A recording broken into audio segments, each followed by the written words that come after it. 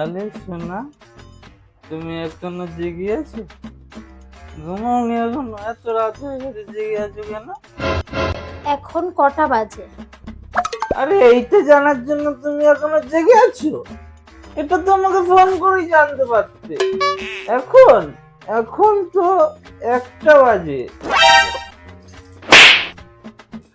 না না, 2টো বাজে, 2টো, 3টে বাজে।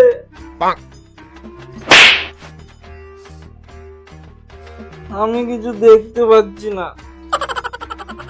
দেখতে পাচ্ছি না কিছু। আপচা আপচা দেখছি সব।